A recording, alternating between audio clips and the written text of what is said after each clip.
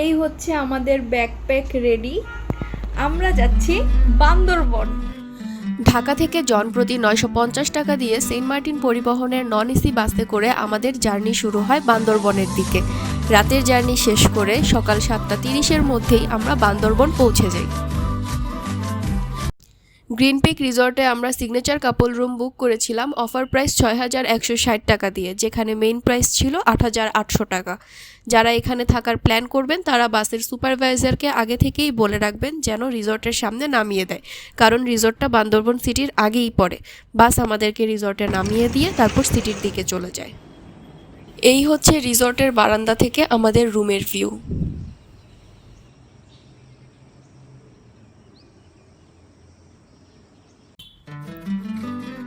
আমাদের check in ছিল দুপুর 1টায়, কিন্তু আমরা সকাল সকাল পৌঁছে গিয়েছিলাম, তাই রিসেপশনে ব্যাগ রেখে আর দেরি না করে বের হয়ে গেলাম দেবতাখুমের উদ্দেশ্যে।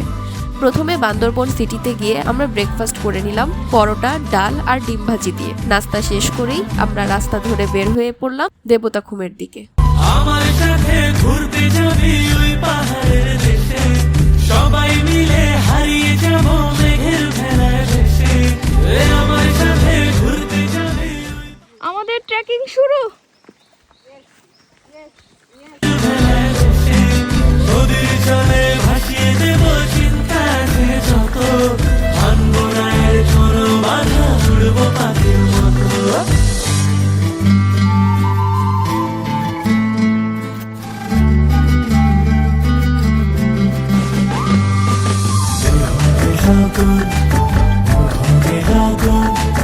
আকাশে বাতাসে লাগিল রে,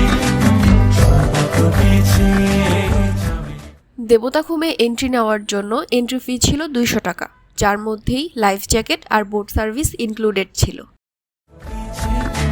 তার সুবাসে ময়নায় আমার নাচিল রে, বিহুতে লগন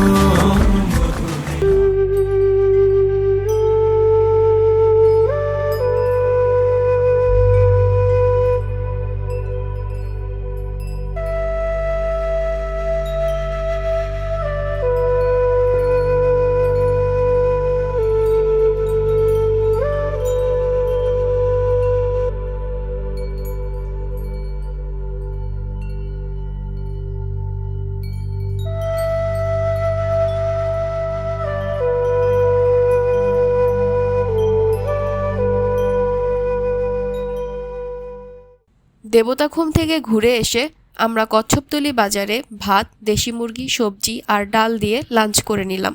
তারপর চলে গেলাম নীলাচলের দিকে।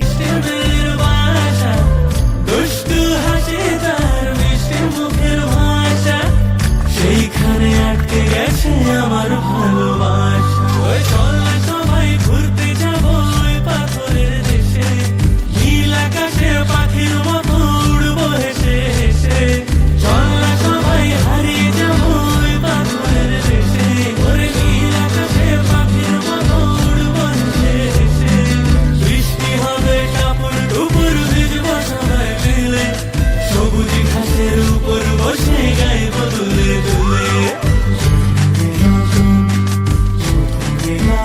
দেবতাখুম আর নীলাচল ঘোরা শেষ করে আমরা রিসোর্টে ব্যাক করি আনুমানিক রাত 8টার দিকে। তারপর সুইমিং পুলে কিছুক্ষণ দাপাদাপি করে খিচুড়ি দিয়ে ডিনার করে আমাদের বান্দরবনের প্রথম দিন শেষ করি।